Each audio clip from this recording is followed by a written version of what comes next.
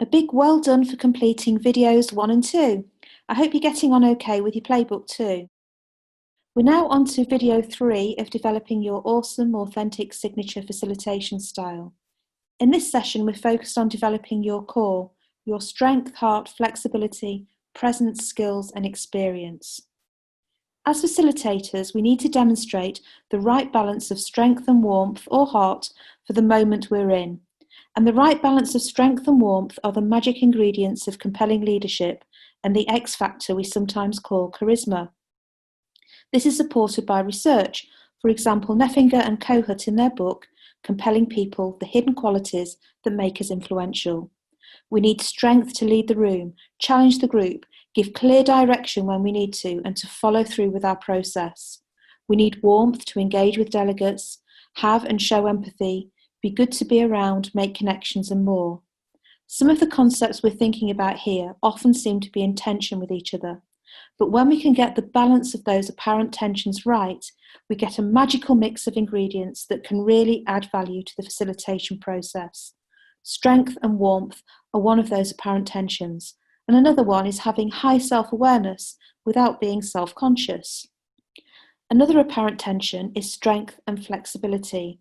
As facilitators, we need to be strong, organised, have a process, and lead from the front. But we also need to be flexible, agile, and adaptable. Sometimes discussions can take a different turn from what we expected. The group might need to spend longer on one thing than they do on another. So having the strength to drive through the process, but also this flexibility to adapt the process to give the delegates space to explore what they need to explore is essential. I've worked with some cracking facilitators over the years, and I'm sure you have too. From my experience, and I'd love to know what you think about this, fantastic facilitators create jazz rather than follow a score. I think there's nothing worse than a facilitator who insists on driving people through the process as if it's a sort of sausage machine, going from one activity to the other without really tuning into the content, discussion themes, and the mood of delegates. A good design and plan are absolutely fundamental, but sometimes you've just got to put the plan to one side, go off a little, and come back. Thinking on your feet is a critical skill. Slowing down to think within the moment by pausing really helps. Underpinning all these themes is emotional intelligence, being able to access, interpret, manage, and express emotions, and being able to relate to others and understand their perspectives. It's about how we pick up on and empathise with the emotions that other people are feeling and being able to influence others positively and with integrity. There are specific activities in your playbook to help you think about developing your emotional intelligence. One of those is to think about your own emotional needs, and I've included some of these in the slides here. There are many, many more than I've shown.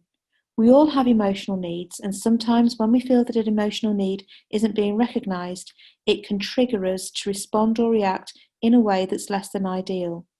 Of course, unless we're a child or need extra care, the only people responsible for meeting our own emotional needs are ourselves. That's our job.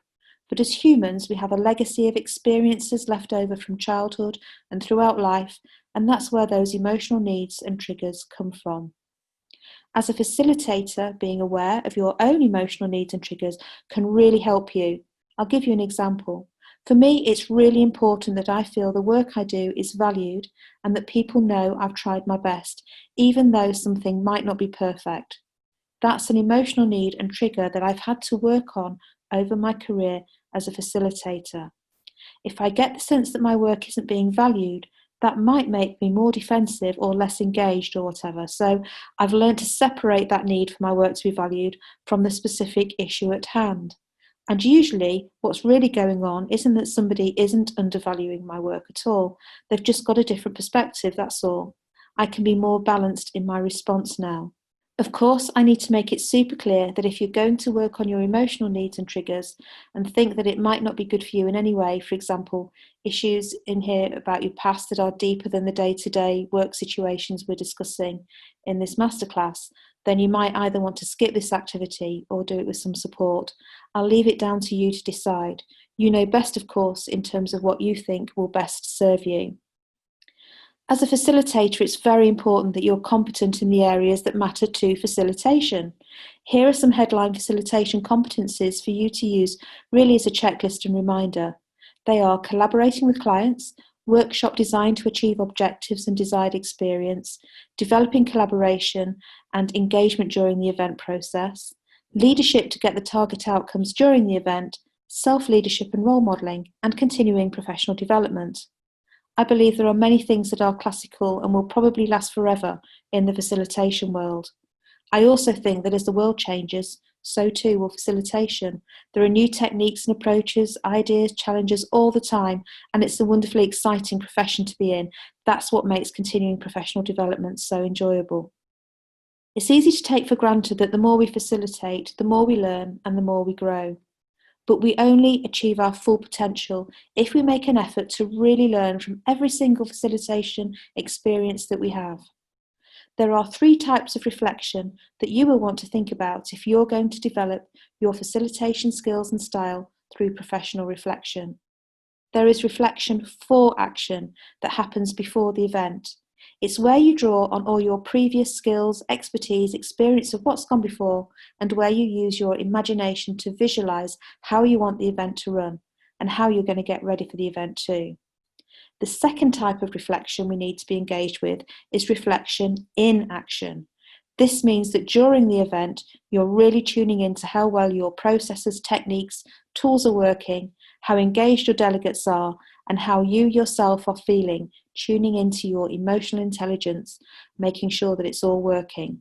There are countless micro moments during an event in which we're engaged in reflection in action. The final one is reflection on action. That's where we step back after the event to really think through what we've learned from it and what growth we can carry forward. This goes well beyond the standard happy forms and feedback sheets. It's actually at a deeper, more self-reflective look at how things have gone. A lot of our growth does come from intuitive insight, and we can strengthen our practice if we also mindfully and intentionally make time to do some deeper reflection and create a positive cycle of reflective learning as a professional. Well, there's plenty to be getting on with in your playbook now we're at the end of this video. We've touched on some big topics here, so please do give yourself plenty of time to work through the activities. As always, I'm here if you need anything, and I look forward to seeing you in video 4.